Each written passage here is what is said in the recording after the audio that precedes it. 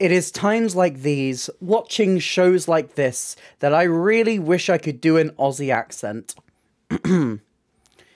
G'day. Oh no. See, I can't do it. Back in its home country of Australia, Fangirls became a strong hit with, well, fans. This musical, all about teenage fangirl Edna, seeks to, instead of making fun or look down on fangirls, wants to build them up instead. It's very common that you'll see the trend of crazy fangirl, and the obsessions with boy bands, for instance, are often considered with very negative traits. And it is quite refreshing to see a musical like Fangirls not only treat them with respect, but also make it still quite funny. Not having to rely on punching down for that, and to instead see a lot of these things embraced. So, does Fangirls achieve everything it sets out to? And am I a fangirl as well? Let's find out. But if you haven't seen my face before, hi, I'm Ellie, I talk about theatre. I'm the most chaotic theatre person on the internet. I do reviews, I do discussions, I do versus brackets and tier lists, and if any of that sounds interesting to you, please consider hitting like and subscribe. It really helps me out, helps the channel. But oh no, let's talk about the Fangirls. See, sorry, I still can't do it. The first thing I'll say about Fangirls is that, in general, I had a blast. I had a lot of fun at Fangirls. I think it is a musical that lends itself more to just sitting there and enjoying it, because I find that a lot of my issues and my problems with Fangirls has come from me kind of dwelling on it and going, yeah, maybe that would have been a little bit tighter, or that could have been cut there. It's a lot of retrospect, whereas if you would ask me immediately as I walked out the doors of that theatre, I would be ranting and raving at you. I really enjoyed it. But I think when you approach Fangirls with a little bit of a critical eye, there is definitely things that they can tighten up. It's close, it's almost there, but there's one key thing, and there's one key issue that kind of goes throughout the whole show, which I feel like I need to talk about. But first, let's start with a detailed explanation of the story. Edna is a 15-year-old fangirl. She is obsessed with a band that is not One Direction. Heartbreak Nation is very clearly a stand-in for One Direction. Not only does the band Heartbreak Nation share the same backstory as One Direction, share the same country of origin as One Direction, but also shares the lead singer's name with One Direction. It is barely trying to hide the fact it is One Direction, except by giving it a new name. What is very interesting though is that the Aussie version of this show, the band's name is even closer to One Direction. I'm pretty sure it's called like True Connection in Australia. Somebody correct me on that if I'm wrong, but that's even closer. I don't know why we've shied away from it more in the UK version, but this is just to say they don't try and hide this. We know what band they are talking about here. Edna is struggling a little bit. She has a tumultuous relationship with her mum. She has a tumultuous relationship with her friends. But when Heartbreak Nation announced that they will finally be touring to Australia, Edna needs to do whatever she can to get tickets and to save Harry. Haven't you noticed he looks tired? Edna has. And she will do whatever it takes to save him from his management. Act 1 feels a lot more natural. We get a really good setup of her relationship with her friends, their different stances on things, why they're starting to pull away. It takes a really good time to set up Edna's online life, set up Edna's relationship with her mother, which is a part of this story that I found myself really engaging with. But part of me thinks it spends a little bit too long on this. And this is where I kind of come on to my main problem with Fangirls, and that is the structure. Because the way this show works is that Act 1 sets it all up. Act 2 completely changes everything, and then from here it kind of struggles to juggle and to give a lot of depth to the new plotline that they kind of just introduced for Act 2. What is a shame is that the Act 2 storyline is really interesting. There's a lot here that can be explored, there's a lot of questions that can be asked, but it feels like the musical just doesn't really have the time to do this because of how late into the game that they actually pull this twist. While it does benefit the show in a certain way because we get a lot of time to set up the small scale, the second we get to the big scale of it, it doesn't really feel like it can give it much depth. And that is really evident, especially in the way that the musical ends, as we don't really get a strong moment of reconciliation between the characters. We don't really get to see how this story ends because it cuts to black and then we get a lot of narration through the final song to sum up the story. Which is a shame because it really does a great job at building up these characters, building up this story, building it to a point where you're about to see it all kind of explode and come to a head, and then it feels like it skips a scene that feels vitally important, and it's honestly baffling that this musical just decides to skip what is such an important beat for this story. Because what makes this weirder as well is the fact that these characters are so well crafted. I found myself so engaged with each and every one of them. Edna is a fantastic lead. It's really interesting seeing herself dive into the consequences of her own actions and trying to find the best way to navigate herself out of this. I love Edna's mum, Caroline. You really get a sense of a mother just trying to do the right thing. It feels so real and human. You have her friends Jules and Brianna. The way that Brianna finds a voice within herself. And the way that Jules kind of pushes her friend group away out of an almost embarrassment. Their relationships are so well built through this show. The dynamic is so interesting. It feels like it's missing the climax that it needs to bring them back together. Almost making this show seemingly have no conclusion. And also, because of this rushed Act 2, we find ourselves in a place where we're kind of losing some of the themes throughout the show. There's some really interesting conversations that they start to have about the contrast between boys' passions and stuff like football and getting really obsessed with that, screaming at a TV screen, going to games, and contrasting that and the way that that's almost accepted to the way that girls' obsessions are kind of pushed to a side or seen as lesser. A fangirl might have their favourite member of a boy band, a football fan may have their favourite member of the team. And the musical talks a little bit about how these are seen as two completely different things when there is still quite a massive overlap. I almost wish the musical had a little bit more time to deal with these. The moments where it does is really, really interesting. I wish it kind of baked it through, maybe put a little bit more of it into Act 1 as well, as it feels like it only really comes to a head through the conflicts in Act 2. I think a lot of these problems for me just naturally come from the fact that Act 1 and Act 2 are just so different and contrasting in tone, which isn't necessarily a bad thing, but they're trying to do two completely different things that the musical doesn't really feel like it has enough time to make feel as cohesive as it could be. I've spoken for a while on this, but honestly, I feel like all it needs is a couple of tweaks. And then I feel like this show would just structurally work so much better.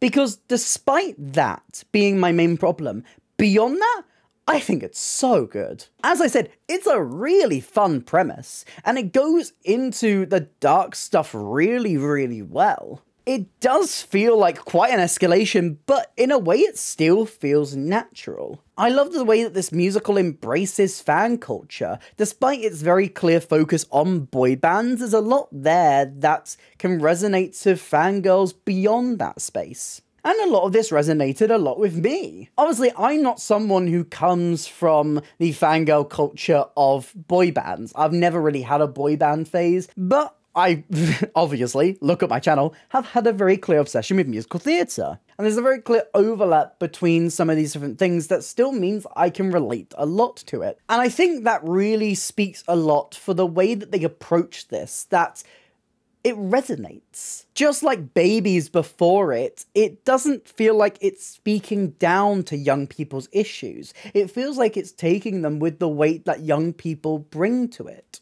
This stuff is important to young people, so we should be treating it with the importance it deserves. Which is a lot of the mum's arc in this story. A really great and really clever way to bring her into this, and to rework that narrative around fangirl culture. I think they're definitely on the right track here, and I feel more positive towards it than I do negative. I'd say something very similar about the music of this show. There's a lot to like about the music in this show. I feel like there are some very clear highlights for me personally. I love the opening sequence of the show, Let Them, as we find ourselves in the middle of one of Edna's fanfictions, which is a genius way to start the show.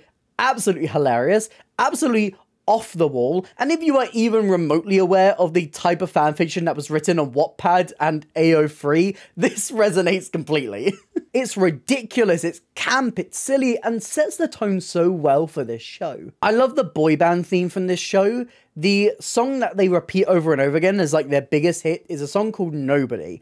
And if I tell you this song will be stuck in your head, I mean it. It works very well to carry that theme and to instantly, through the first kind of songs, give you that sense of what type of boy band they are. Learning to be lonely is a really nice reflective moment from Edna. We've had the introduction to her obsession, and now we're getting to see more of a glimpse into her as a person. And this song is gorgeous as well. One of my favourite numbers throughout the whole show is Actually Dead. It is bombastic. It is like 6 minutes long. It dives into so many different styles. One of my favourite bits in this song is the rap that the mum gets. It's a great way to get that sense of the mother's criticism of boy bands through the voice of Edna, who's very critical of that mindset. And it's fun. It's so fun. As we see the lengths these girls will go to try and get to this concert. Act 2 starts with this absolutely genius moment of this concert medley where we are imported directly into the concert. We get a couple of different songs from Heartbreak Nation, and it ends with Nobody Loves You Like Me. But this reprise is done as an acoustic version, really slowed down. It's a really beautiful way to do it and gives us a really different version of that song. I will say, what they do structure-wise is that the end of Act 1 gets repeated again at the start of Act 2, which makes me wonder whether it would work a bit more structurally if this concert medley was the last thing we saw at the end of Act 1, so that Act 2 can get started almost immediately. I feel like maybe that would alleviate some of my issues with the structure, and give a lot more breathing time in Act 2 to deal with the quite drastic change in tone. It feels like we have to repeat a few of the motions to really get Act 2 started, which makes it feel like a little bit of a slog to get back into it. Even if it's really only one or two things that end up being repeated word for word. Even if it's only one or two things that end up being repeated word for word. One of my favourite moments in Act 2 is the song Disgusting. This song brings you into the mindset of these girls, the insecurities, the worries, the issues, the things that are plaguing their minds. It's a really important and really human moment to have. This score on the whole is really, really good. It's a beautiful mix of pop and rap, feeling like a really modern take on a musical theatre score, blending that concert style with musical theatre so well. One of my favourite elements of this show though is the set design, because all of this design work makes you feel like you are immediately at a concert. As you first enter the auditorium, the stage looks fairly simple. There are 3 oblong screens at the back and a round screen on the floor, as well as behind this a wall of lights. It starts off very dark, but slowly it is completely brought to life by these screens, just like a concert would be. And they use a really clever mix of live filming and pre-recorded to bring you into this show. There's the different locations throughout, like the school or Edna's home, which are more grounded with full images of these spaces. But then there's the internet and the cyberspace, which is illustrated by these beautiful colours, almost galaxy-like, and subtle uses of text, really defining the look between these two locations. These screens are also really effectively used throughout the songs, often using close-ups on the actors to almost be reminiscent to concert performances having the screens at the side where they film the live act. Some of this is live filmed for the show, some of these being Lily's speeches that go onto massive zoom right into the middle of her face, which is blown up on the screen and almost comically stretched along the screen on the floor as well. Almost reminding you of a fangirl who is filming a message to put onto their own social media, yelling and screaming about different things. In Lily's case, these being ticket prices or even the situation that happens in Act 2. But one of my favourite moments of pre-recorded filming is the mum rap. I've mentioned it before, I'll mention it again, it's one of my favourite bits. It feels almost music video-esque. as we have the mother singing her verse, but it's constantly switching camera angles, giving you multiple mums at once. You buy one mum, you get one for free on the back screen. So these screens are used great for locations, they're used for comedic effect. They really immerse you into this show. And are used very cleverly to pay homage to the concert style of performance. But as well as that, they also use the lighting to bring you into this. Now, I will say from a sensory issue, I'm not someone who often finds themselves really struggling with flashing lights. But even with that, I found that Fangirls at certain points did become a little bit of a sensory overload, especially with the lights.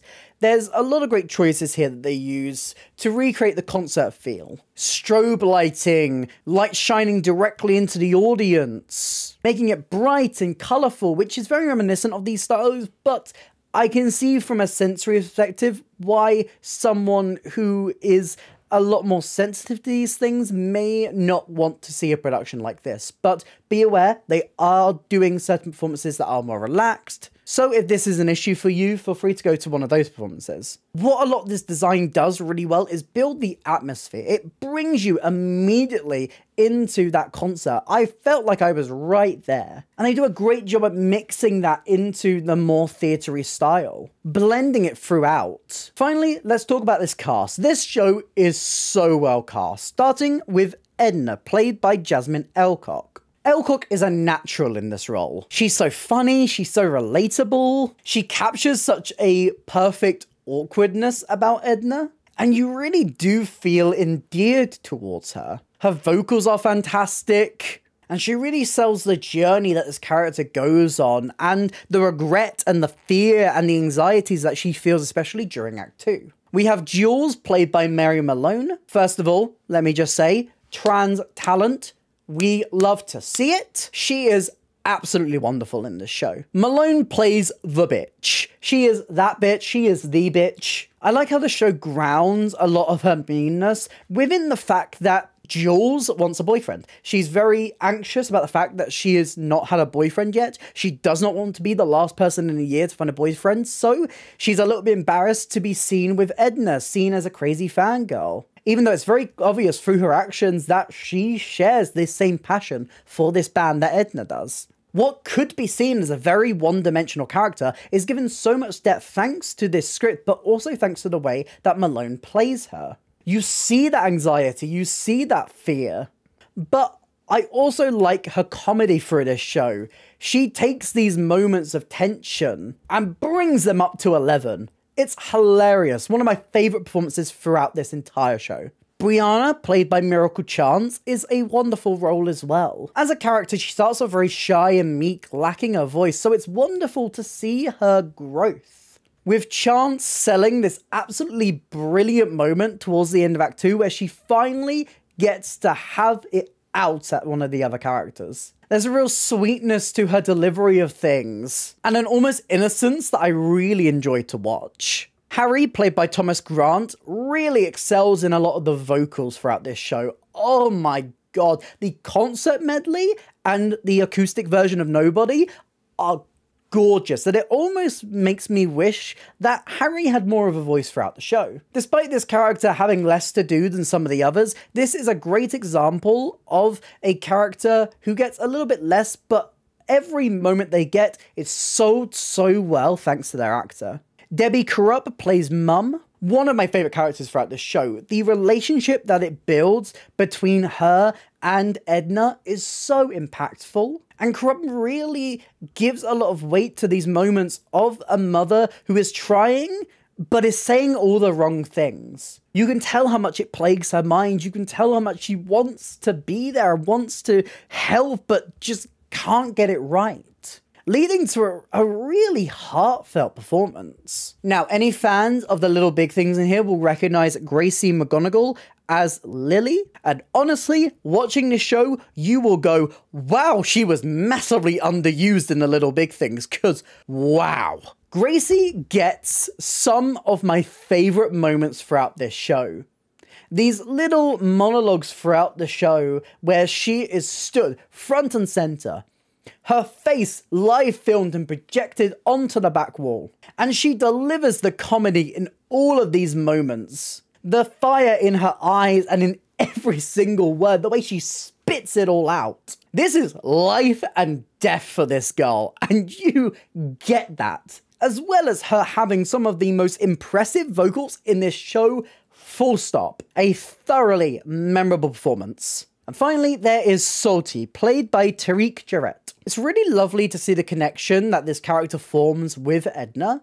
Despite all their conversations happening across the internet, you get a real sense of care between the two. There's a real level of respect that the pair have for each other. And Jarrett's performance of this role is so endearing, so comedic, balancing both the campness and the silliness of it with a real care. Fangirls is a show that, despite a few problems I have with it, I really thoroughly enjoyed. I think it's a show that has done a really good job at speaking to its target demographic.